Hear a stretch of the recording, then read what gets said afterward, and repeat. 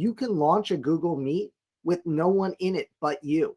So if you have, let's say, your class session already set up as a calendar invite, go ahead and launch it, not when class is happening, before class this weekend, right? And record yourself. That way you can be like, is the audio and mic working the way I think it is? How's the recording going to get saved? And you can even preset up any settings, and it tends to remember those settings, which is also helpful. So that's a nice, helpful thing to set things up before class. You can actually set up some poll questions and whatnot. When you save and record, and the record is under there's a 3 dots at the bottom, you'll see, and you won't get the option if you're not the host, I believe. But as the host, I see stop recording. So I could stop the recording or start the recording. So you don't actually have to record your whole class. In fact, you don't have to record your class at all. It's up to you whether you record your class. But if I was teaching a class where I was going to have, let's say, a sensitive discussion, I might tell the students, I'm going to turn off recording right now, right? The other thing is recording over breakout rooms. It doesn't capture what happens in the breakout room. And since nothing's happening in the main room, you kind of get a blank space. So I will sometimes be very strategic on when I record and when I don't. When you finish the recording, it will drop an MP4 file. That's just a video file, right? It drops that video file in your Google Drive, and it usually sends you, I believe it sends you an email notifying you that the recording is done and here's how to find the link to it. The nice thing about Google Drive is you can share those recordings with your class. So what I'll do is I'll create a class recordings folder. And I sent some email and messaging recently about how to use Google Groups. And there's a Google group set up for each class section. So I'll use that Google group to share my meeting recordings, my class recordings folder. And that way the permissions on that folder is only the people in the class can see the recordings. And then I can say, here's all the recordings for the class, right? I could get fancier and embed it.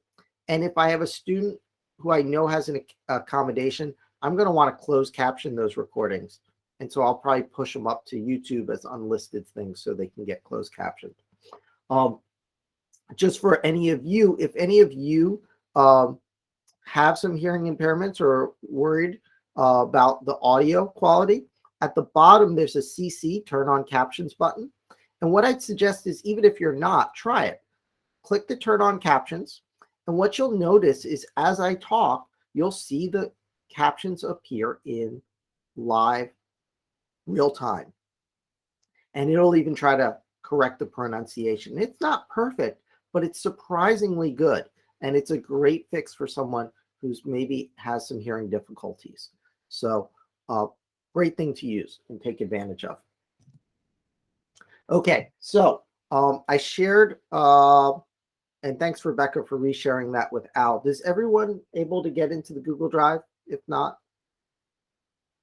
okay, so another thing you can do in Google Meets is you can raise your hand. Now, I like to just raise my hand visually, but a lot of students are going to have their cameras turned off.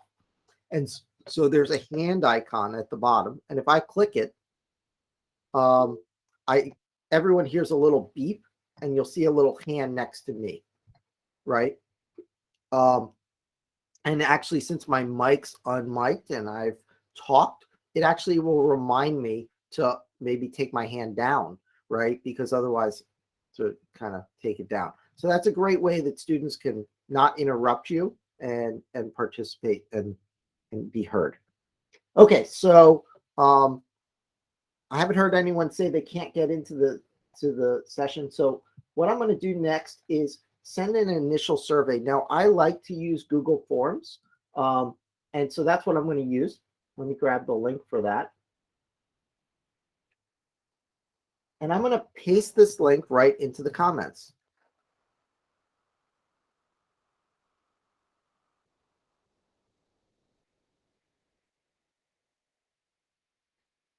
And so please click the link that's in the comments. It's going to load a Google survey. And there's a polling built into Google Meet. And I'll show you that in a little bit. But the advantage I like of the Google form is, one, it gives me a better way of showing the results back, and I get a little bit more free form questions. I got a lot more question types. It's not just a single quick question. So sometimes I'll plan for this, and I find this is helpful for me to introduce things to the class. So what I want to do is, as you all are filling that out, I want to be able to share the results, but I don't necessarily want the full results. I want a summary, and Google Forms has a nice version of that. So I'm going to share my screen, and this gives me an excuse to show you how screen sharing works. So at the bottom, you should see a square with an arrow pointing up. And that arrow pointing up is for the screen sharing options. And when you click on that, and you can click on it, it won't start screen sharing just yet. You'll see a pop-up window of choices. You can share your entire screen, a window. So that would be like an application like Microsoft Windows, one window of it, or it could be a whole Chrome window. Or I could share just a single Chrome tab. The Chrome tab is great because it's very concise, but it's not helpful if you tend to bounce between tabs or move around. In this case, I'm going to share a Chrome tab, and I'll get a list of all the Chrome tabs I have, including that Google form. And I'm going to pop that up. And so you all will start seeing that. And so it will rearrange the screen so that you see this, and I can see who's responded. But I get these nice little pie chart, and this is a great way for me to get some interactivity out of you without asking everyone to raise their hands and go around the whole room. So have you taught previously virtually? Well, the majority of you have and have used Google Meet, but there's some of you who are teaching virtually the first time. So you're in good company. We're going to go through it all, and we will have your back. Don't worry. Do you feel comfortable using Google Meet as a participant, right? All of you have used Google Meet to some extent already, right? So you can get through the basics. And so you got that foundation. And the nice thing about 2 years of pandemic living is we've all gotten pretty good at participating in webinars at this point. So you have a foundation to build upon. Have some comfort in your own ability. Okay, so which of the following are you looking to learn from today? A lot of you are looking for breakout rooms, creating engagement, getting students to participate, polling and survey techniques. That's what we're doing right now. A couple of you are still trying to figure out, should I use Meet? Should I use InSpace? Right? And some camera basics and basics of Google Meet as well. Okay, so I'm going to walk through the next question. And often in a class teaching scenario, I might wait till I get people in breakout rooms, so I have time to review this type of thing if it's very long, these reflections, right? And then when I come back from the breakout rooms, I can respond. So pair sharing, how to do that. That's so these are activities that you might do in the first 2 weeks. And this, you might actually, if you weren't able to respond to this or you're looking for some activities, you might learn some things. So let's go through these. So Think, Pair, Share is a classic teaching tool. And if you look up on YouTube, Think, Pair, Share, you will find some great videos that walk you through the technique. Basically, you're going to present some problem. Students will think about it. They will pair up and talk about it. And then we'll come back to a class and be able to come back as a class. And you can see kind of walk through. So someone brought up pair sharing, but also as intros, maybe introducing each other to the class. And that's an activity we're going to do next later today. Small group discussions. So again, small groups, but this is a calculus math class. So the instructor, I assume this is Melanie, needs to be able to move between those groups to help people. And some students may opt to work by themselves. So one of the challenges in breakout rooms, and we'll talk a little bit about this, is getting the room set up the way you want, right? Getting the right people into the right room. Sometimes you just want random, and that's pretty quick to set up, but sometimes you need specific groupings. And getting them to pick their own rooms, I think is a challenge, unfortunately, in this, but there's some tactics. So for instance, that Word doc that we're all in, we could use that Word doc and have people list their own groupings in teams, and then you go and set it up based on what they typed into that Word doc. And that could be a way around it. Yeah, Kelly, what's your question? Kelly, you just need to unmute. Sorry about that. How do you pre-set up groups? Yeah, I can share a video that will walk you through that. That'd be great. And I believe there's kind of a spreadsheet way of doing it that you can do with the calendar invite. Because unfortunately, if you're setting it up within the user interface, you can set up it only with the attendees who are there Right. at that moment. Yeah. So if you get there 5 minutes before class and you're like, I'll set things up, well, there's no attendees yet. Right. So they do have a way of doing it. It's a little tricky. So I didn't use it back in the day. I think it's more stable now. So I can send that. Okay, so I'm just going to move through this. Some polling as again, student discussion groups.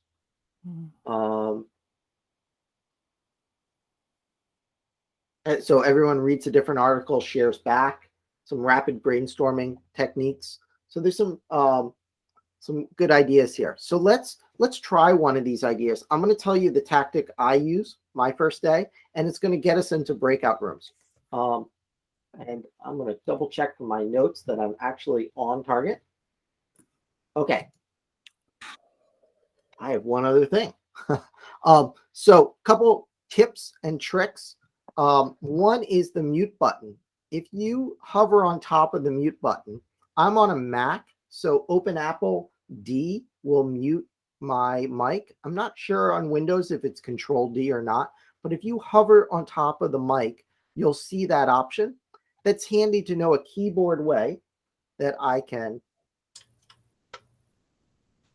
You didn't hear me say mute myself because I muted myself, and unmute myself, right? And so that's a handy thing. So you're not always mouse driven, because sometimes you want to mute fast. And that's a handy thing to teach your students too, right? Because they'll be connecting in different ways.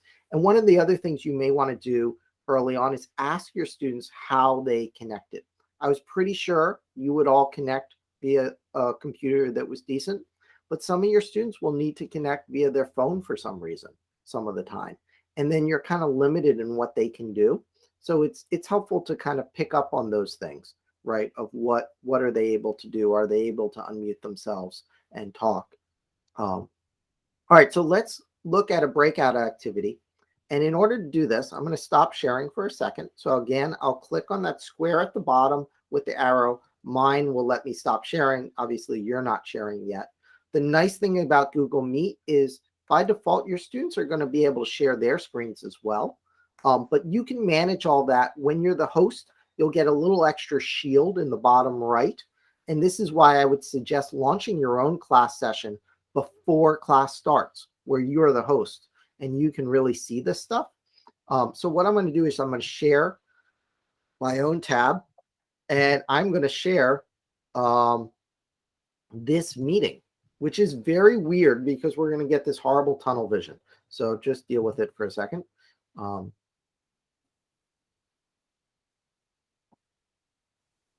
Let's see if it works.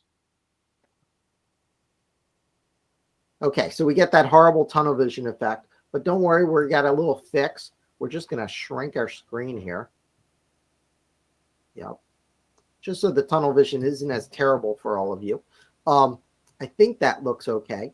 So I'm seeing the chat right now.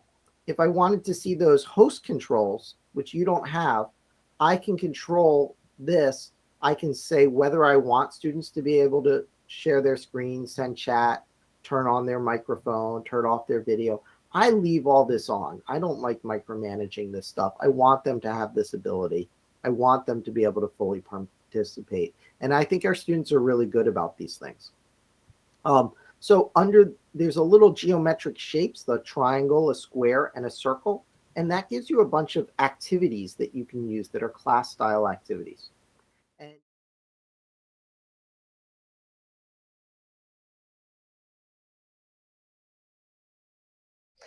so I'm going to go ahead and share my screen again to show all of you what that looks like. And please chime in if you're not able to see something, because that was helpful before. Okay, so again, we're going to get the little tunnel vision. Just bear with me. I'm going to go back to these host controls, and I will shrink my screen so the host controls take up more of it. So we're going to launch breakout rooms, and the activity we're going to do, and I put this in the Google Doc that I shared with everyone, but I'm going to walk you through it. This is what I do in my first class. I want students to introduce each other to the class, but instead of introducing themselves, they're going to introduce their partner. So I'm going to partner you up in breakout rooms. You're going to learn your partner's name, how they want to introduce themselves, right? And when you come back, you're going to introduce them. You want to know their name. Have they taught virtually before? Have they utilized Google Meet? What are their what are their concerns? What are they trying to get out of this class? And what is one hobby or fun activity that they maintained or started during the pandemic? Are there any questions in the group about that? So one trick with breakout rooms is you have to be really clear with your instructions, because it is easy for people to get lost. And so it's important to check in, because otherwise groups, you'll split them up and they get lost. All right, so I'm going to go to this breakout room so we can see how to set it up. I see in the main call all the people. I'm going to set up breakout rooms, and you can see I need to add a lot more rooms, obviously. What I'm going to do, and I didn't count the number of people in the class, you'll know for your own class, but I need enough rooms to get people into groups of 2, right? And so you can see here, everyone is in groups of 2, right? Except for David Rouse here. David, I'm going to move you over, and you're grayed out, so I don't know if they maybe left the session already. So if I had a concern like that, like Michelle and Kelly here, I might, again, let's say I'm going to move some people. So Kelly, I'm going to move you up here into a room with Caroline and Stephen here. And that way everyone's in a group of 2 now. And I can see that list. I'll often use these random because they're so fast to set up that's a handy thing. So something like the first day, I'm definitely going to use that. So let's split in those rooms, introduce yourself to the other person. I can put a timer on this, or I can simply have it end. So I'm going to put a timer right here, and we're going to end it, not after 30 minutes. We're going to give 3 minutes. That's a very short time. I recommend doing longer than you think. People need a little bit of time to get into these, but because we're in a workshop and we're just moving through it fast, I'm going to be okay if I cut a couple people off. So sorry it's so short. When participants come back into the main room where your camera is turned off automatically, yes, Google keeps changing these things. It's one of the reasons we had the audio slider issue. But yes, it appears that you'll have to turn your camera back on, and you can encourage your students to turn their cameras back on as well.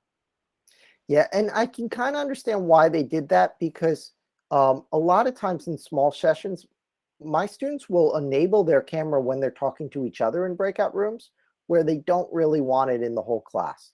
They want a little that anonymity, right? They feel too on point.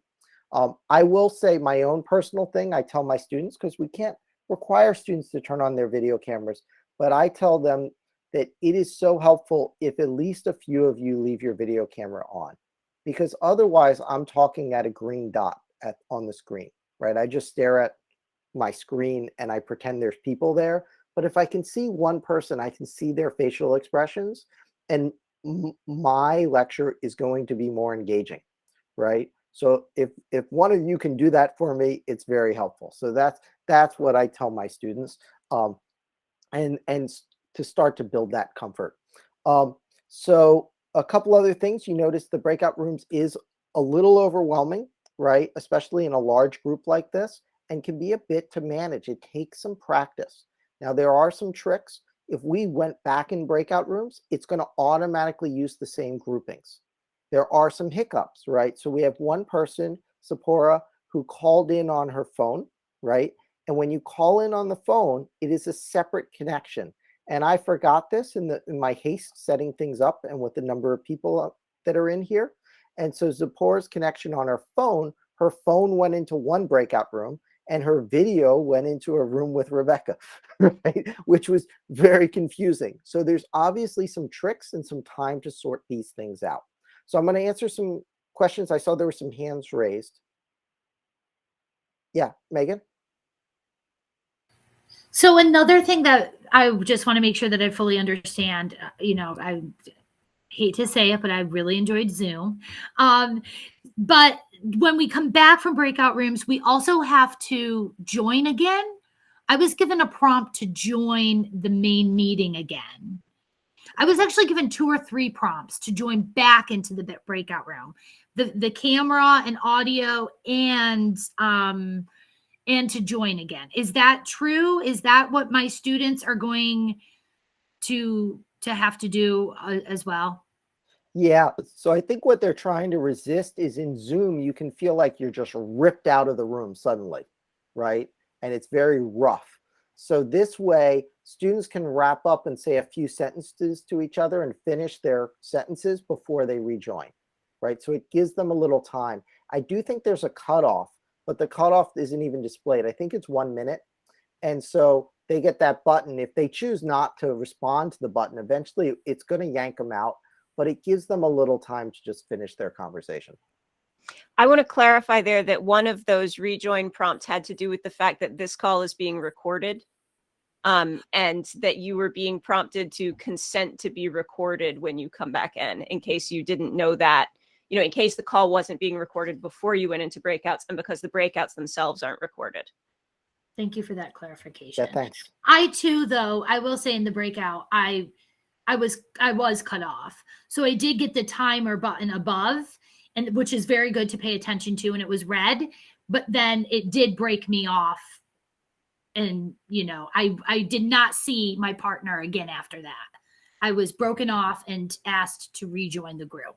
And so I just want to be clear that that's what my students will also experience. Right? Did anybody else experience anything different? Were you able to go back and talk to your partner? Okay. All right. I wanted to make sure it wasn't me. Thank you. I thought there was a little bit of a time where you can talk, but I think both Google Meet and Zoom have the weakness that they really are rigid with these breakouts. So you go in and then you can get really ripped out at some point. InSpace has the advantage it's very fluid, but then it's also very fluid, right? So it's not as structured and top down. The one thing I do like about Google Meet is all the action happens in this one window. And so Zoom tends to launch lots of windows. That works really well if you have a double monitor. But if you're a student and you just have your laptop, that's a lot of windows to manage on just a laptop. And so I think Google Meet pulls things together a little bit better. And so I taught last fall with just Zoom, and then fall 2020 with just Zoom. And then spring 2021, I taught with just Google Meet. So I tried both of them for a full semester. I slightly prefer Meet, but it's not very strong, right? They both kind of work equally in my boat. Sorry, Rebecca, I know you have your hands raised. No problem, thanks. I did put it in the chat, but my question was, I missed how you moved people out of one breakout room into another. Was that a drag and drop? Yeah, it's a drag and drop interface. Okay. I will say my little trick for it is if I select someone and start moving them, and then I use the scroll wheel of my mouse to scroll the screen, it'll let me quickly get to the group to drop them into. Gotcha, thanks. And if you may find you can reuse groups over, like I would reuse the group for the whole class session, right? Just to make your life easier. If you're constantly trying to set up new Google breakout rooms, it's just too much time spent on setup. But you may find there's some common pairings or there's teams that fit your class. Yeah, Deborah? Thanks. I just want to go back to the notion that some of them are coming in on their phone and that could cause them trouble. So it sounds like I need to check with them in advance as to whether they are. And then how can I accommodate that? I don't want them to lose a portion of the class because they're not able to access the discussion group. Yeah, so they can participate in the breakout room just fine off their phone. So what I would say, they should install Google Meet on their phone. They pretty much all have smartphones now. And Right. so rather than just calling in on their phone, they can install Google Meet on their phone and they'll have a much better experience. They'll have the full video interface. They can actually even share their screen, believe it or not. So there's a wild amount of stuff you can pull off just from the phone. But reading the text is going to be a little hard. So that may be a case, like if you know a student is stuck for 2 weeks and they're in a really bind or something, be like, okay, I'm going to record my class so that you can read the lecture notes when I share them on the screen or whatever, or the slides, because they may hit some challenges because of that. Okay. Most of them have gotten pretty good at it over the past, year and a half or so. I'm just wondering two things. One, would that have prevented the split between the telephone and the video? It would, yes. They Okay. wouldn't have had that. Wouldn't have that problem. Okay. And the other question is, I don't know how to use them yet, but if we use Jamboards, will they be able to use the Jamboards on their phones? Yes. That is a good question. I don't know if the Jamboard is going to, how that will work on the phone. I believe it will work fine. We're going to get to Jamboard in a sec. Caroline, do you know the answer to that? I can check that right now, just to see if it coordinates with a Jamboard app on the phone. I may have to log in a second time. Just to flag something for you, Josh, there's interest in seeing how to make a second person a co-host when we have some time. Okay. All right. So let me, I'm going to do this presentation again. I will turn off the, I'll turn off the audio so we avoid that problem.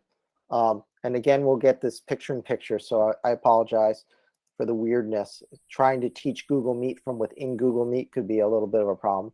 So under these host controls, I get view all host settings. I got a bunch of settings here. This is actually not where you do it. The place you do it is under this people list. When you see the people list, I can pick any person, right? And so Caroline is a meeting host, but Dave Rouse is not. So if I want to make Dave Rouse a meeting host, I can add as a co-host, and that will give him increased permission. Now, you shouldn't have to do this with your students, believe it or not, because they can share their screen just fine. The thing that they can't do is they can't manage the breakout rooms. They can't set up polling questions, right? So for most reasons, you will never need to make your students co-hosts. And then obviously, if I need to remove that, I can remove as co-host from Dave Rouse. This is a great place because you could, add people to list. I can mute everyone, right? Handy if I had a totally out of control class. I also find it handy that I can mute individual people. So let me stop sharing. I'll just have to talk through this part. But if I see someone and I hover on top of them and they are unmuted, right? So Caroline, if you, actually, let's try Rebecca, if you unmute yourself for a second. Sure. So if Rebecca unmutes, I can hover on top of Rebecca. I will see some pop-up. If you try it, you'll see some pop-ups, but you won't be allowed to mute anyone. I can mute Rebecca. Now, Rebecca could then unmute, but I find this really handy because if I notice someone's creating a lot of feedback, right, and their mic is not set up correctly, sometimes I'll just mute them because I'm faster at muting them than they are at muting themselves, right? And then I can, clarify, explain, right, so we can move on. And that way we don't disturb the class. Okay, so some other things that I wanted to show next, right, is we've all been using the chat on the bottom here. What we haven't used yet is the Q&A.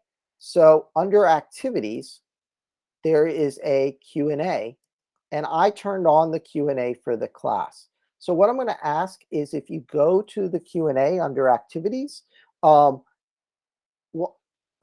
a question. What is one thing that you want to learn at this point about Google Meet still, or around being prepared for your webinar for the first day?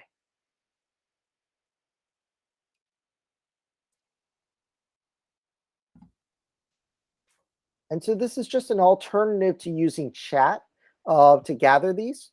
It structures them a bit more, and you can vote up different comments. So Stephen has asked about how do I set up and maintain groupings of participants? And I just recently saw a perfect video for that. And I'm going to try to find it while we're talking. Give me a second. To respond to Stephen's question, I'm going to paste into the chat a YouTube video. This is how to set up breakout rooms in advance. And this person does a great job. He's got a whole series on flipped classroom teaching. I think he mostly has a high school teacher audience. But he does really nicely, well put together videos. They're totally great. And if I wanted to show that to the class, if I share again, I had that option, entire screen, window, tab. If you want to share a video with your class, you're going to always want to choose the tab option. You're also going to want to use Google Chrome. It will work best in Google Chrome. And that will ensure that the video comes across to you really well to your students. Because otherwise, it may be a little choppy, right? Video needs a fast refresh to the screen. And so it changes how Google Meet does the screen sharing to ensure that it's really smooth. So if I have a YouTube video and I want to share it with all of you on that technique, that would be the way I'd do it. Let me come back to those questions. And you can upvote other people's questions. I can also mark Stephen's question as answered. So I'm going to do that, which allows me, let's say I wanted to hide it. I could hide it now that it's answered and I can move on.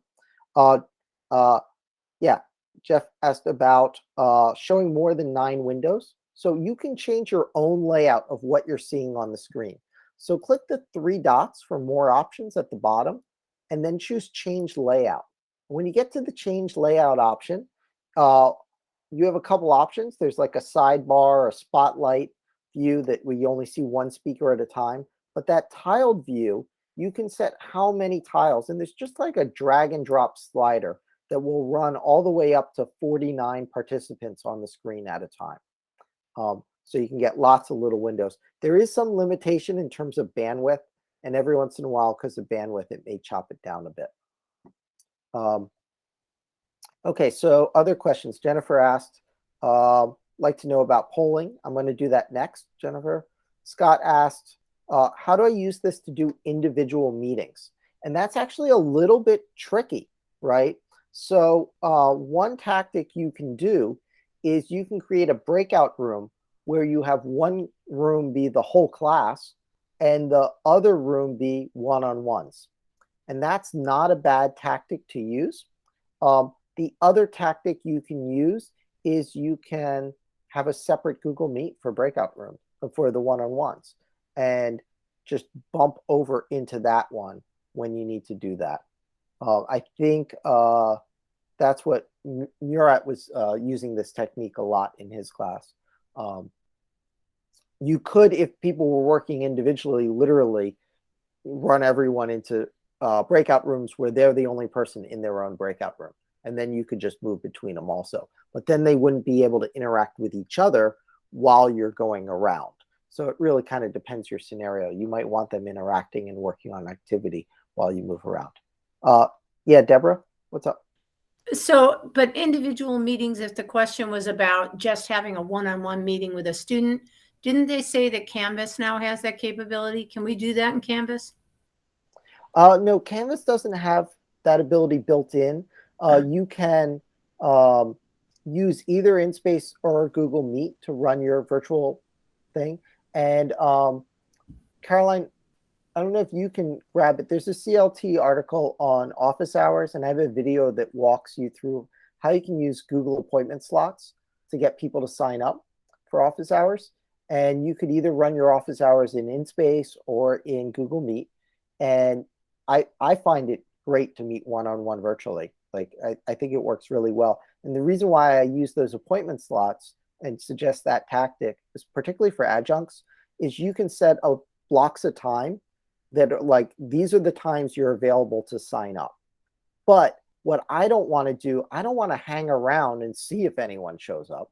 Like that's, to me at least, that doesn't fit my workflow. I want them to have to sign up in advance because otherwise I'm going to go do something else, right? I'm not going to sit by my computer at that time. So I require a sign up, and the Google appointment slots works well for me. So there's no reason to trick and do breakout rooms and all that stuff. I can just do a one-on-one in a Google Meet. If you're willing to meet outside of class time. Right. Okay. Okay. Yeah. Thank you. How do I give a breakout group a Jamboard? That's a really interesting question. I think I might suggest in that case to create the Jamboards outside of Google Meet and just have them create their own at jamboard.google.com, right? And the reason why I might suggest it that way is it might be a durable activity that team works on past the end of the class. And if so, then I might create them that way to keep them organized, or have them create them that way. And then they can turn them in and present them at a later class when they've worked on them on their own time. The other trick you can use for Google Meet that works really well is students can meet as teams outside of class time. And one thing they can do is they can record their own Google Meets and use that as a way of recording a presentation. So if you need team presentations, right, the 3 students could meet, they get their Google slideshow or the PowerPoint together, they record it as a webinar that's recorded, and they just turn that in, right, as their assignment. So that's an option. Okay, some more questions about polling. We'll do that in a sec. I'm just gonna look through. So I think all the rest of the questions are about polling. So we just went through Q&A. Let's take a look at polling.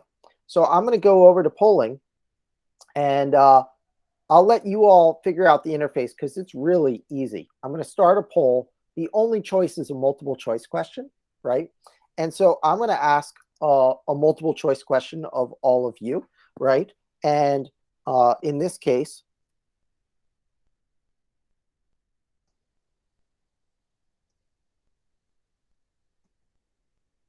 I'll just ask if you're going to use Google Meet on Monday, and then no or yes. Now, I'm choosing to do this as I'm talking, and you can see it's going to break up my conversation. So one trick is if you sent calendar invites for your Google Meet classroom, that Google Meet is durable. And if you use the repeating Google Calendar like I showed in the video that I put out, you'll have one Google Meet session for your entire semester. So you can go into it ahead of class time, launch your Google Meet ahead of class time, and you could set up one poll ahead of class, right? And then it's ready. Or you can set up multiple questions and save them. So I can save this question, right, and use it at any time. But I'm going to go ahead and launch this question. And so you should see it. It's live. So you should see some indication that there's a poll question. Caroline, can you tell me what you see on your end?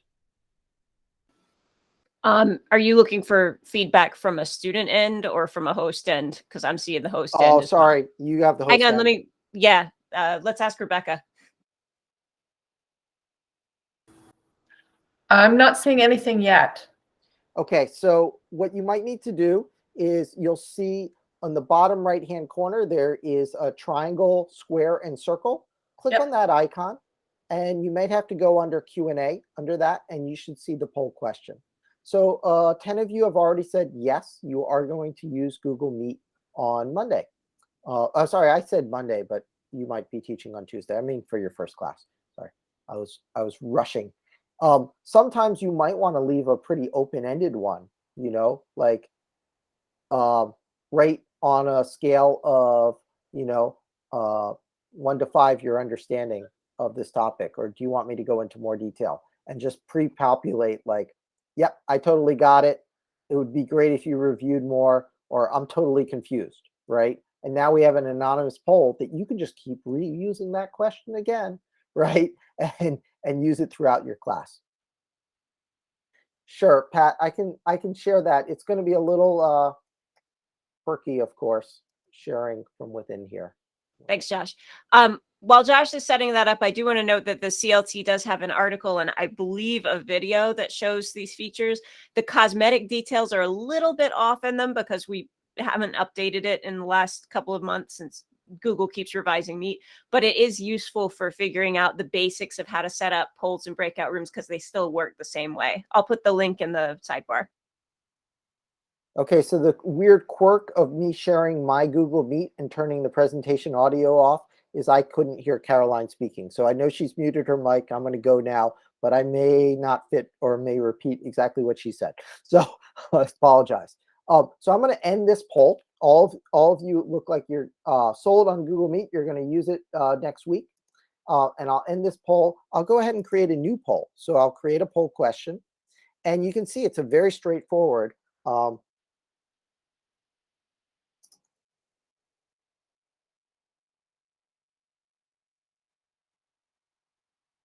If I'm going to ask a poll question, I might want to build ahead of class.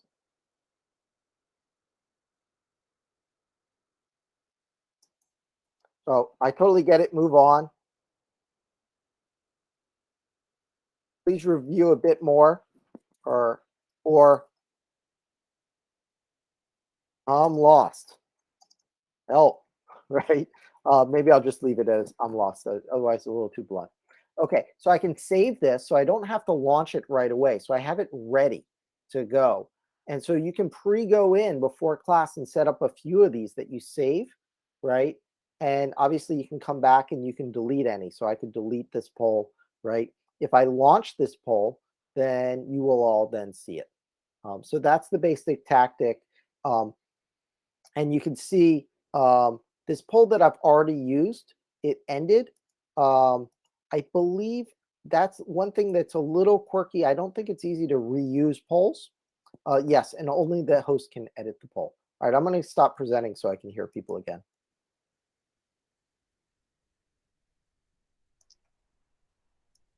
So one quirky thing, I don't think it lets you reuse a poll. Once you use it, it's kind of used up for that session. So slightly quirky. And so you can see where I use Google Forms if I have something more complicated than a poll. All right, so we only have a little bit of time left.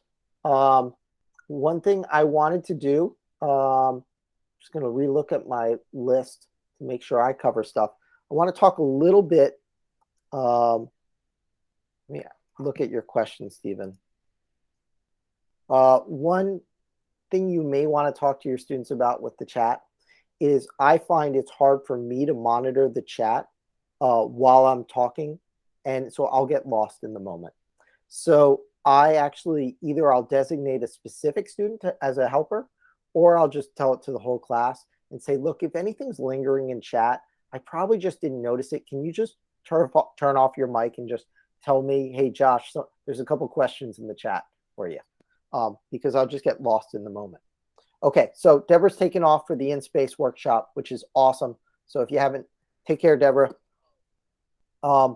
Do polls persist across multiple instances of the same meeting? Yeah, so Stephen, you can pre-set up the poll and you will see it on Thursday, but I think polls effectively get used up. So once you use the poll, it's used up and you have the question results. And you'll find you'll probably end up needing to delete it and recreate it if you're using that same question again. So just quirky. You may find you want to use some outside polling tool if you really want to get around that. Okay, so one other tactic I'm just going to do really quick, which is a 1-minute paper, which is a reflection tactic, right, to get engagement. So we've done breakout rooms where people get to talk. We could do call and response, right, where individually people raise their hand. And we've done polling tactics. So this is a bit of a writing exercise where I can give people a little bit of space to think about what they've learned so far and reflect on it. So I'm going to paste this link in for a 1-minute reflection. And you'll see the Google form in the chat link. And I will go ahead and share the responses because in this case, I think it will be okay to share the responses. There's 2 questions in there. The first one is, what's one technique for engagement in a webinar that was not mentioned so far in this workshop? So maybe you know of something that you can share with the group that we could all learn from, right? And then the last one is a more long text paragraph, right? What are you thinking about doing in class in order to build a classroom community, right? So what are some of those activities that you're thinking of? Again, maybe we can all learn from, but also maybe it gives you some time to crystallize your own thinking about what next week might look like for you.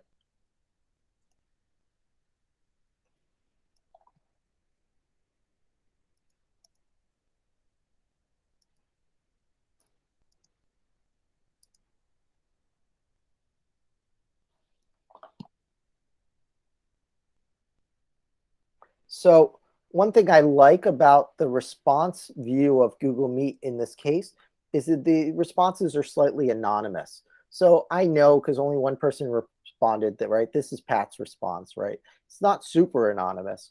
But if you present this, sometimes when people are calling out in class, right, we have that bias to the student that we think is the smart student in the class. They got that presentation style, right? They got that confidence. And that's not always the person with the right answer, right? And so getting students to really listen to each other, sometimes writing is a great way for the introverts to be able to have some space to crystallize their own thinking and also get their thoughts on an equal playing field as other people. So I like to show these types of things in class because when you look at this list, it's not obvious who wrote what initially, right? And so it's a great way that we can then talk about those things as a class, and then I can use that as a jumping off part, but it creates some level of engagement because they're actively doing something rather than passively listening to me lecture. And I know this is actually more lecture than I typically do when I teach. I'm teaching a programming course, so they're doing a lot of team programming and individual programming in class, and I'm bouncing through and helping them. And I've tried to move a little bit of the lecture content outside of class. But if you are switching to virtual, you may have a real hard time building all those lectures ahead of time, right, that you could pre-present. So it's okay, use that time and have a bit of a bounce back and forth between, you know, doing some of the lecture that you would typically do, but also giving that space for those interactions and thinking through stuff.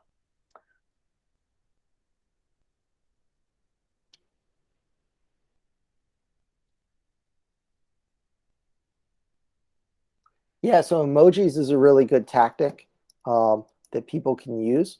You can paste emojis into the chat. It's not obvious how to get an emoji into the Google chat, but that's a cool one.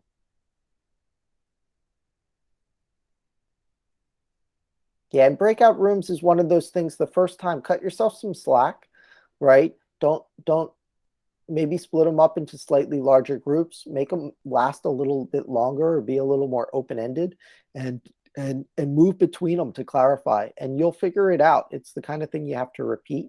So whatever you're choosing to put in your toolkit as a teacher, don't be afraid to use it every week, right? We need practice at whatever those things that we put in our toolkit to get good at them.